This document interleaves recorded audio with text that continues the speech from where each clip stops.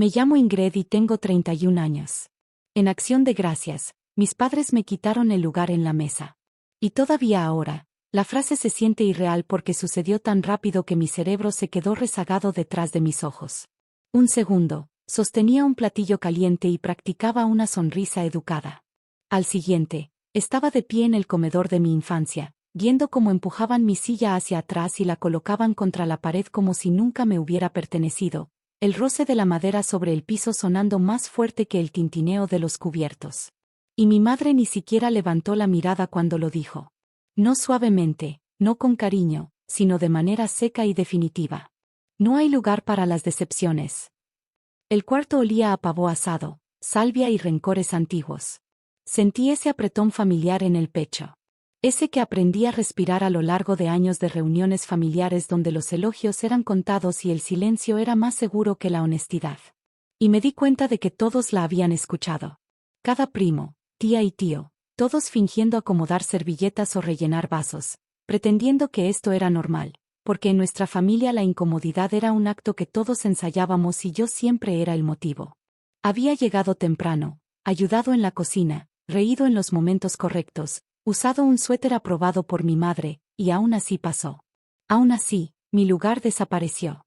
Y cuando pregunté dónde debía sentarme, mi padre aclaró la garganta y miró su plato como si él tuviera las respuestas. Mi hermano mayor se movió para hacer espacio a su codo, pero no para mí. Y mi madre se repitió, con una sonrisa lo suficientemente afilada como para cortar: no hay lugar para las decepciones. Como si fuera una regla escrita en algún lado, como si siempre hubiera estado ahí. Pensé en todos los acción de gracias anteriores. En cómo me habían comparado, medido y encontrado insuficiente. En cómo mis logros eran tratados como accidentes y mis errores como pruebas. Y algo en mí se asentó, una decisión silenciosa, porque había llegado con un sobre guardado en el bolsillo del abrigo.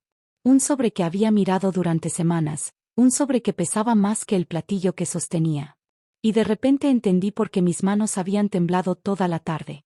Dejé el platillo sobre la mesa, alicé mi suéter y miré el lugar vacío donde debería haber estado mi silla, el lugar que me señalaba como ausente incluso estando de pie allí.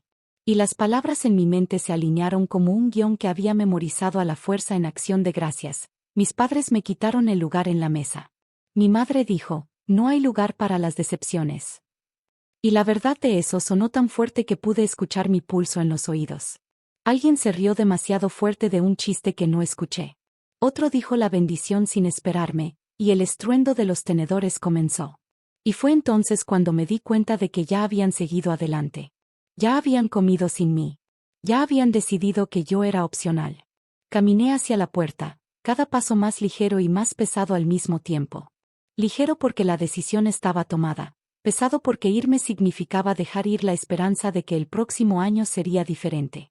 Y mientras llegaba a la mesa por última vez, saqué el sobre, el papel crujiente y pálido entre mis dedos, y lo puse en el plato de mi padre, justo sobre la servilleta doblada que aún no había abierto. Y lo dije claramente para que no hubiera fingimientos después: feliz día de acción de gracias.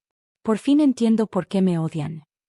El cuarto quedó en silencio de una manera que se sentía física, como si el aire se hubiera espesado y presionara nuestra piel.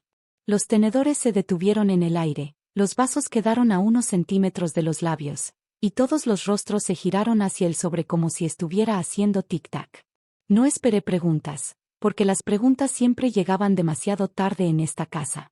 Después de que el daño estaba hecho, después de que las historias se establecían, y no les debía explicaciones a quienes nunca las habían pedido antes. Abrí la puerta y sentí que el aire frío de noviembre me golpeaba, una descarga que sabía a libertad. Y detrás de mí, el silencio se extendió. Lo suficiente para sostener toda una vida de suposiciones. Lo suficiente para hacer espacio a algo nuevo. Y cuando pisé el porche, escuché un chirrido de silla otra vez. Esta vez no era para quitarla, sino para empujarla apresuradamente. Y supe sin voltear que lo que descubrieran después cambiaría la forma de esa mesa para siempre. Que lo que descubrieran hizo que 23 familiares contuvieran el aliento. Porque la verdad tiene un sonido cuando cae, y nunca es silenciosa. Ya estaba a mitad de las escaleras cuando la puerta crujió detrás de mí. Y antes de que alguien dijera palabra, lo escuché.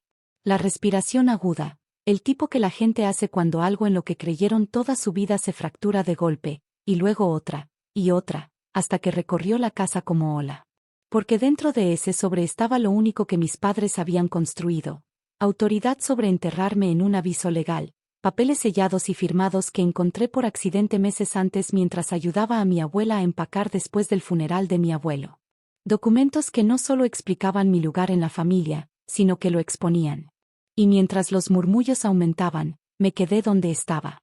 Una mano en la baranda, el aire de la noche estabilizándome mientras la verdad hacía su trabajo sin mí levantando otro dedo. Primero escuché la voz de mi madre, delgada y incrédula, repitiendo un nombre que no era el de mi padre, un nombre que solo había oído susurrar. Luego vino el chirrido de una silla y el golpe de alguien levantándose demasiado rápido. Y entonces mi tía jadeó lo suficientemente fuerte como para hacer temblar el candelabro, y alguien dijo: «Esto no puede ser real». Lo que la gente siempre dice cuando la realidad finalmente deja de pedir permiso. El sobre contenía pruebas de un affair que había ocurrido antes de mi nacimiento. Pruebas de que la decepción con la que me habían etiquetado no tenía que ver con calificaciones, elecciones de carrera o defectos de personalidad, sino con el parecido, ojos y pómulos que reflejaban a un hombre al que mi madre nunca se perdonó haber amado. Y mientras esa realización se esparcía alrededor de la mesa, entendí algo limpio y cortante. La crueldad nunca había sido personal, pero siempre había sido intencional. Cuando mi padre finalmente salió al porche, su rostro se veía más viejo, flojo de shock, y por primera vez lo vi sin la armadura de autoridad, solo un hombre sosteniendo papeles que lo nombraban como participante de una mentira, no como víctima de mi existencia. Intentó hablar, trató de suavizar el momento con explicaciones que llegaban décadas tarde. Pero levanté la mano y lo detuve, porque esto no era una conversación. Era una conclusión. Dentro, las voces se superponían, primos exigiendo respuestas, tíos discutiendo quién sabía qué y cuándo, y la silla de mi madre chirrió de nuevo, ahora frenética, como si pudiera reorganizar los muebles del pasado para que la verdad encajara en algún otro lugar, en cualquier lugar menos aquí. Me volteé y los enfrenté, todos apiñados en la puerta como testigos que no esperaban ser llamados. Y lo dije otra vez, no más fuerte, solo más firme: en acción de gracias, mis padres me quitaron el lugar en la mesa. No hay lugar para las decepciones. Dejé que las palabras flotaran allí hasta que pertenecieran al cuarto en lugar de a mí. Hasta que todos entendieran que esta frase no era un momento, sino un patrón, y que los patrones no se rompen en silencio. Alguien comenzó a llorar. Otro se disculpó en nombre de alguien que no podía. Y mi madre finalmente me encontró con la mirada. Su ira despojada, reducida a algo más cercano al miedo, porque ahora la historia que ella se había contado, que yo era el problema, no tenía dónde sostenerse. Caminé hacia mi auto mientras la casa vibraba detrás de mí, los teléfonos iluminándose con mensajes que llegarían demasiado tarde. Y me senté un momento, escuchando mi propia respiración, sintiendo la extraña calma que sigue a un terremoto cuando la tierra se acomoda en una nueva forma. No me sentí victoriosa, ni cruel, ni siquiera enojada. Me sentí terminada, como un capítulo que se cerró solo, sin preguntar si yo estaba lista. Y me di cuenta de que el silencio de la sala había sido un regalo. Porque el silencio es donde mueren las mentiras cuando no queda nada que las alimente. Durante los días siguientes, llegaron llamadas. Algunas cuidadosas, otras defensivas, otras de repente tiernas. Familiares recalibrando sus recuerdos ahora que la pieza faltante estaba en su lugar. Y solo contesté las que sonaban a responsabilidad en lugar de curiosidad. Porque la verdad no obliga al perdón. Solo aclara la elección. Pasé esa noche de acción de gracias con amigos que siempre me habían guardado un lugar sin cuestionarlo. Que pasaban los platillos, reían y preguntaban por mis planes como si mi presencia fuera esperada. Y en algún punto entre el postre y la medianoche, me sentí más ligera que en años. No porque el pasado hubiera cambiado, sino porque ya no poseía la explicación de quién era yo.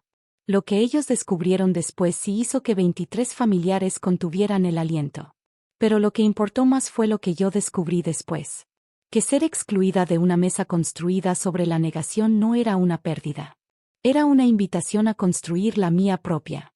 Y si esta historia te tocó el pecho, si alguna vez te dijeron que no había lugar para las decepciones cuando lo que realmente querían decir era que no había lugar para la verdad, quédate en este canal.